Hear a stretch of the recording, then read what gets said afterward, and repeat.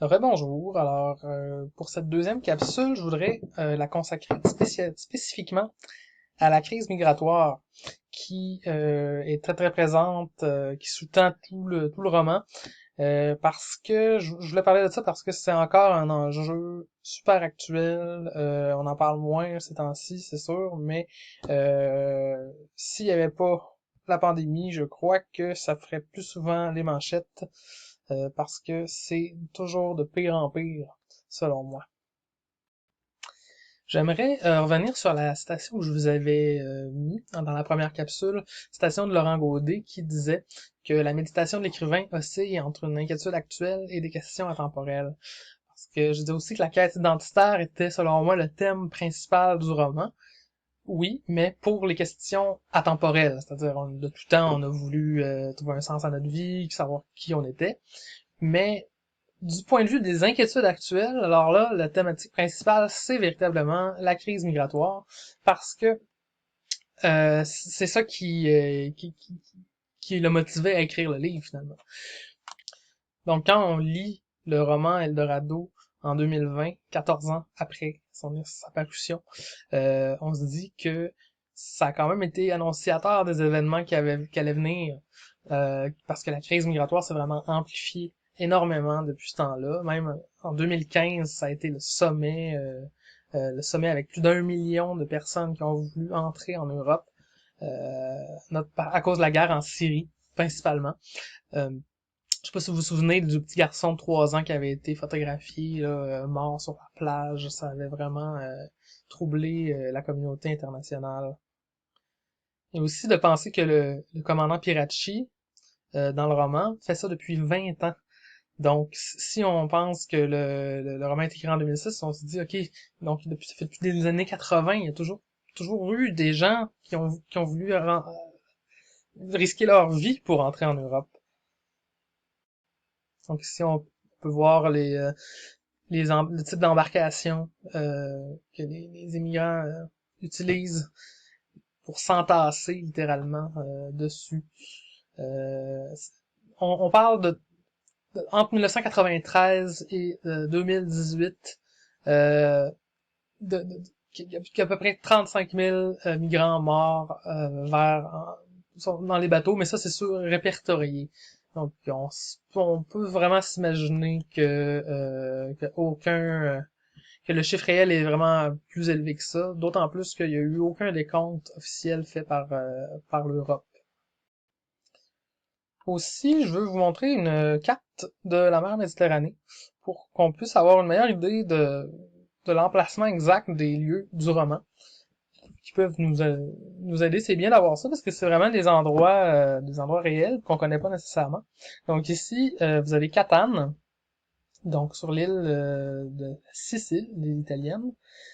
On peut voir à quel point c'est au centre de l'entièreté de la mer Méditerranée. Donc c'est un lieu c'est un lieu quand même stratégique à ce niveau-là. Ici on le voit pas, mais c'est là, parce que c'est un tout petit, c'est quasiment un caillou. Là. C'est l'île de Lampedusa qui apparaît dans le roman aussi, qui est un des lieux de débarquement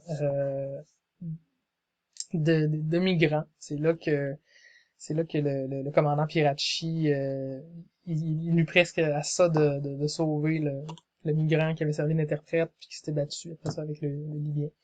Parlant de la Libye, elle se trouve ici, donc au nord de l'Afrique. Euh, il y a la ville de Al-Zouara qui se trouve un peu sur le long de la côte ici près de Tripoli.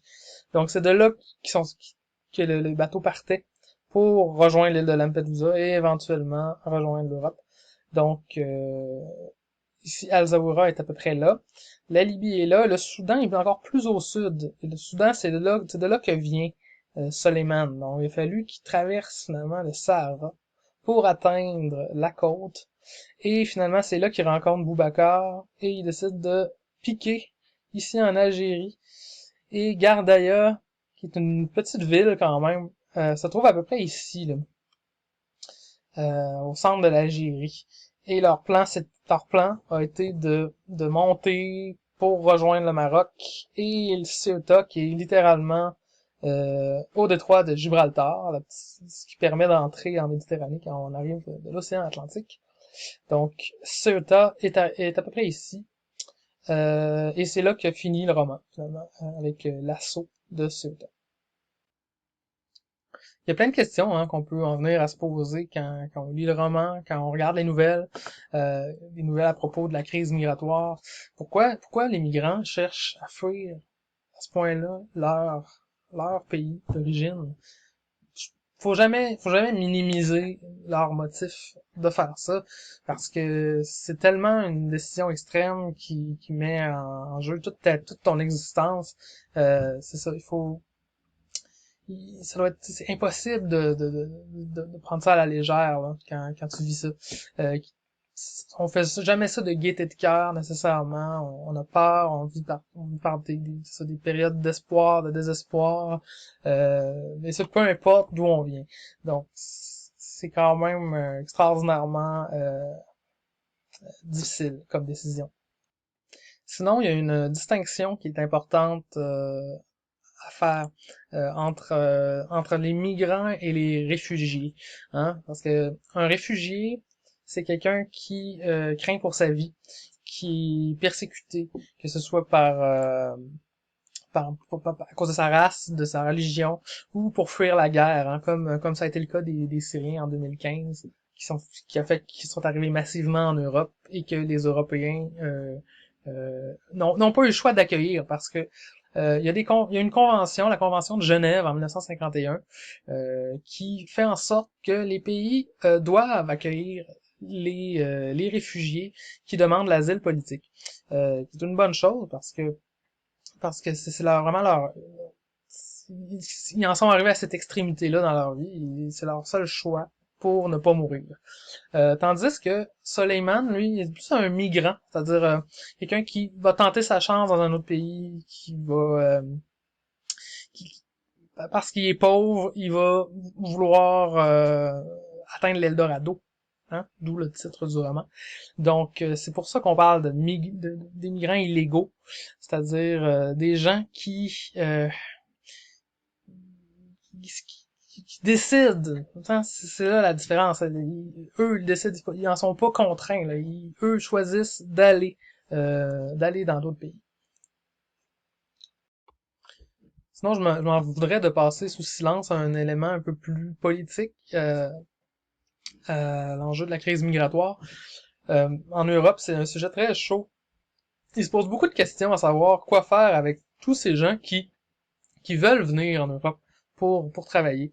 Il y en a qui voient ça comme une bonne chose, c'est-à-dire ça aide beaucoup l'économie, comme par exemple en Allemagne, la population est plus vieillissante, donc de faire venir, c'est pas comme s'ils avaient commandé, hein, mais d'accepter d'accueillir des migrants, bon, ça renouvelle la main-d'œuvre, ça stimule l'économie, ça enrichit aussi la culture, au sens où c'est en côtoyant d'autres gens, ça nous ouvre l'esprit. Encore faut-il qu'on n'amasse pas tous ces gens-là dans des ghettos.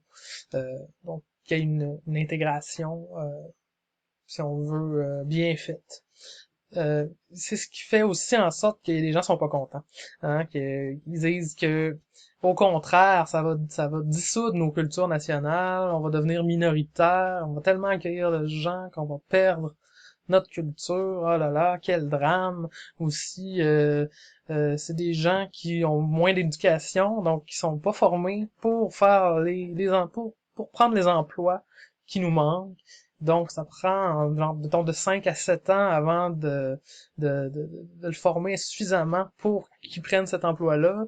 Donc, ça coûte cher, etc. Donc, ça crée vraiment beaucoup de grogne à ce niveau-là. On voit la montée de partis d'extrême droite qui veulent vraiment resserrer la vis sur l'admission des migrants. Puis ça brasse, là. Il y a des hostilités religieuses aussi, beaucoup de gens qui acceptent pas, qui acceptent pas que les musulmans soient trop nombreux, etc. Donc c'est vraiment des enjeux très délicats et qui pourraient s'envenimer très vite. Et donc, tout porte à croire que le phénomène des migrations de masse est pas près de s'arrêter, hein, ne serait-ce que par la population mondiale qui augmente sans cesse. Aussi les catastrophes écologiques, hein, la crise écologique qui, jumelée à ça, va faire en sorte qu'il il va faire plus chaud dans le sud, puis c'est là que les pays pauvres sont, fait qu'ils vont vouloir monter vers le nord, ils vont vouloir... euh, ça va être important de garder son calme, puis de pas faire des projets de fou là, comme des murs inutiles finalement, parce que c'est pas des murs qui vont arrêter des milliers de personnes ultimement. Là. Donc il va falloir trouver des solutions de paix raisonnables, il va falloir se parler, il va falloir remettre en question notre notion de frontière aussi, puis de nation carrément, parce que de plus en plus, il va falloir se voir en tant qu'humanité comme un bloc qui essaye de survivre comme une entité là. Sinon, on y arrivera pas. J'aimerais ça aussi vous rediriger vers deux reportages que j'ai choisis qui vont être en lien là avec mes capsules. C'est deux reportages, un qui se passe à Ceuta, au nord du Maroc, où on peut voir les installations, la frontière finalement que Soliman a eu à franchir, avec des témoignages. Puis aussi un autre reportage qui s'est déroulé plus tôt cette année sur des conditions exécrables de migrants turcs sur une île en Grèce, la Grèce qui est devenue maintenant la grande porte d'entrée de l'Europe par les temps qui courent pour les migrants. Donc, question de se mettre à jour sur cet enjeu-là. Je vais vous inviter à aller voir ces deux petits reportages-là. Donc, merci. À une prochaine capsule. Au revoir.